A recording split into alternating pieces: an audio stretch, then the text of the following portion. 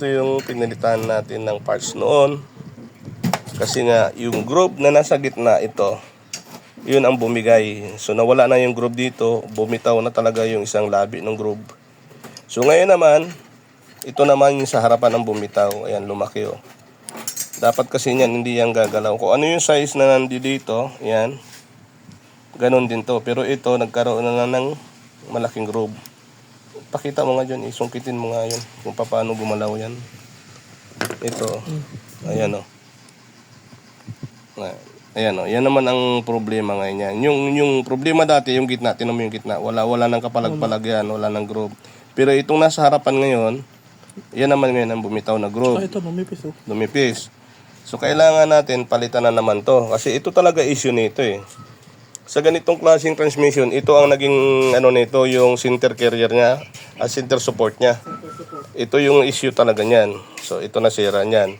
Lahat naman ng mga nakakabit ng mga clutches nito is okay naman, walang problema. Ngayon, isa pang papalitan, itong torque converter. Kasi magaspang na ang loob nito, hindi na maganda. Mayroon kasi ding clutch sa loob to. So hindi naman natin mababaklas to kasi seal type yan. Kung ipapabaklas pa to at ipare-repair, mas pinakamaganda, surplus na lang. Dadalhin pa rin to dyan. Ano mo to? I-drain mo yan at para masampulan yan. Okay. Ito lang yung dalawang sira.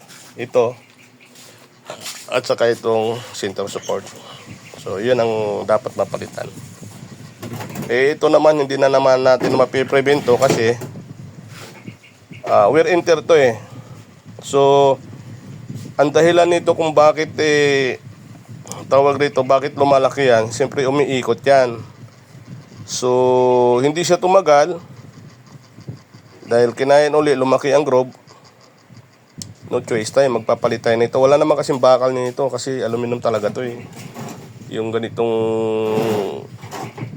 center support na yan. Issue ng ng Isuzu, na Crosswind, Mitsubishi, Revo. Yan ang mga issue nito eh. Ito ang nadadali dyan eh. Yung gitna dati, yun ang nadali. So okay na. Ito ngayon, wala namang problema gitna. Ang harapan ang may problema. So kailangan natin uli magpalito. Hindi naman natin wala namang ibang sira nito kundi ito lang. So kung isipin natin kung bakit ganun kabilis masira, dahil saan to?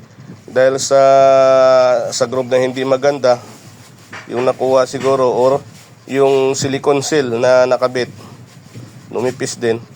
Pero dapat ganyan lang naman talaga ang nipis niya, no? Yan, manipis din yung kabila.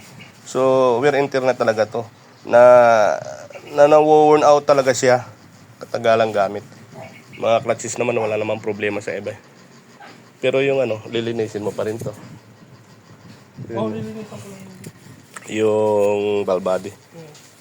Para malinis ulit. Titingnan natin ulit kung gaano katagal yan. Pag mabilis naman uli manira, so mayroon talagang dahilan to kung bakit ganito. Pero hindi naman doon sa isang portion lagi nasisira eh. Iba naman ang nadadaling groove eh. Buti sana kung laging gitna ang Oo, buti sana kung laging gitna ang nasisira, dapat talaga makita kung saan talaga nagkaroon ng problema. Kaso, ang nangyayari ngayon, sa ibang portion naman na groove, yung harapan naman nitong center support ang kinain na naman. So, try natin uli. Tingnan natin kung pag nakakuha ng iba, kung tatagal na. Ang problema pa naman, hirap pa naman tayo maghanap ng dati. Hirap na hirap maghanap ng surplus.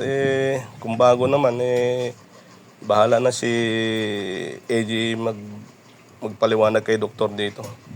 26 ata ang bago nito. May bago makukuha talaga nito. Ito kasi surplus, kaya nakuha to mga 12.5 lang to. Okay.